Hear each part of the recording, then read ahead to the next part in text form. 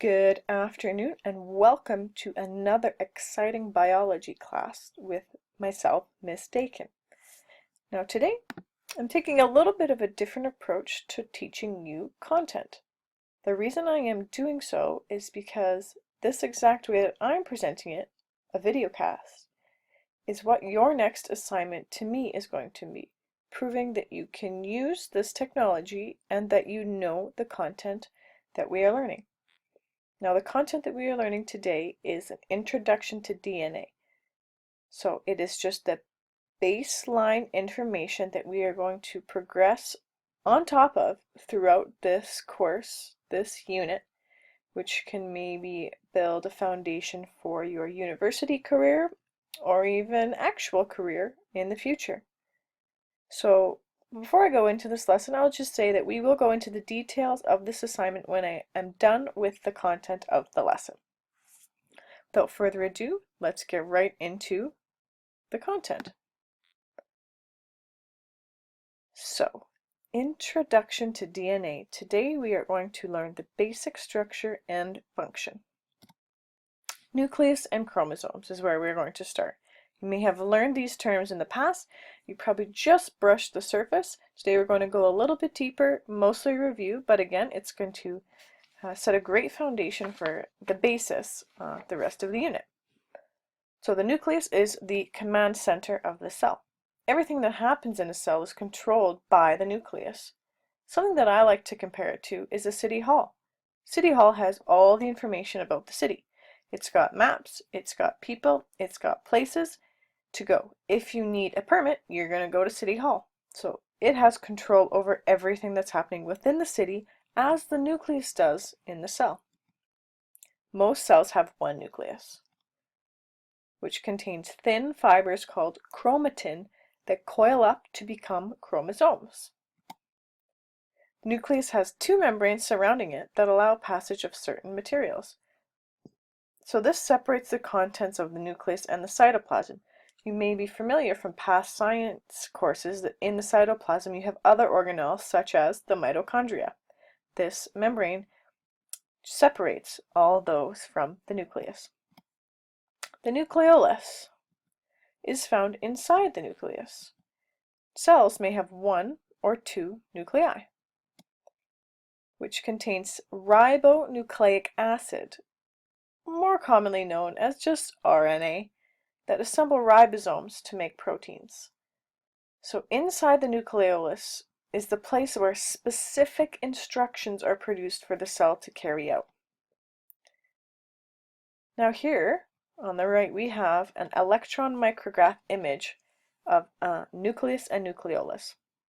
So right around the edge here is that membrane separating what we have in the gray area here, other organelles, and this, which you may have guessed, is the entire nucleus. In the middle here we have the nucleolus. Now this white stuff around the outside is the fine chromatin threads. You can't see it very well here, but if you were to zoom in on it, it would look like a whole bunch of coiled up spaghetti noodles. So hopefully that paints a nice picture in your head of what that looks like. Moving on to chromosomes.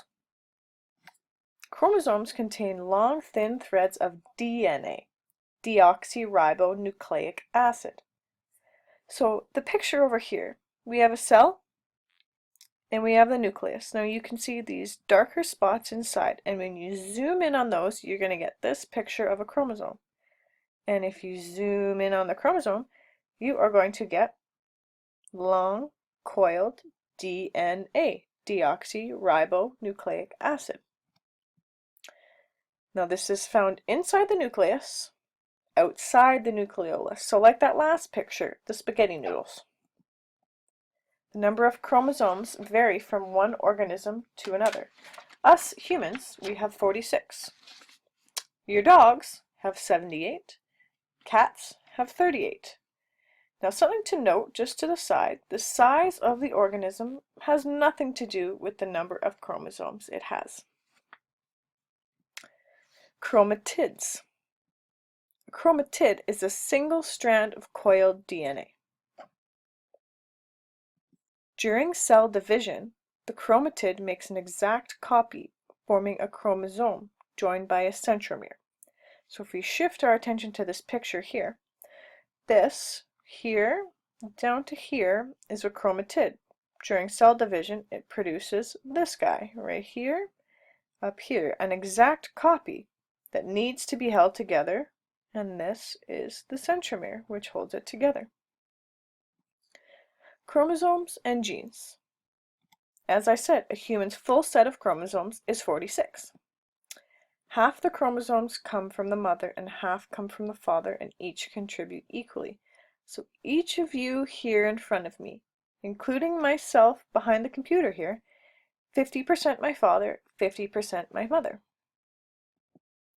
The 23 pairs from each parent match, making a complete set. So 23 plus 23 is 46.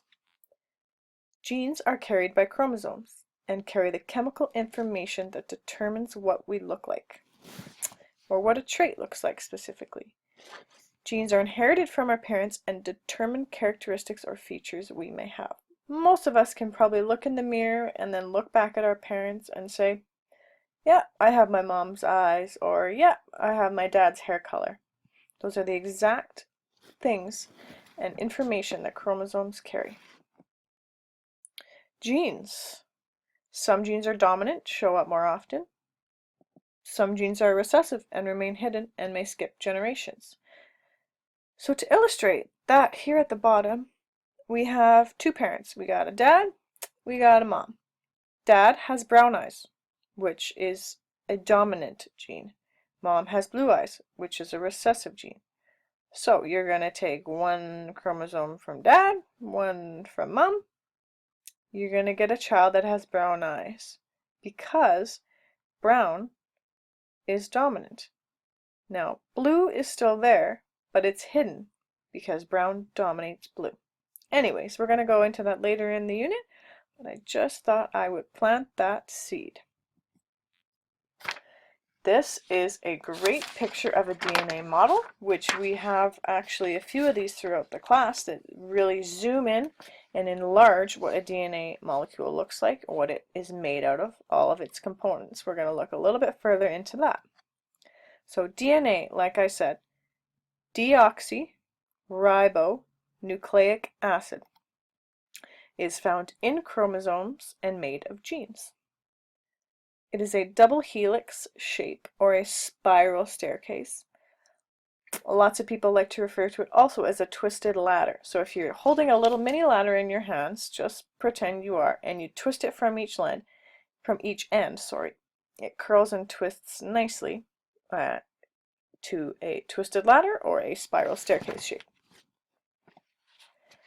DNA carries genes as nucleotides on the rungs or steps of the DNA ladder. DNA is composed of sides to the ladder and rungs. A. The sides have phosphate and deoxyribose sugar molecules, and B.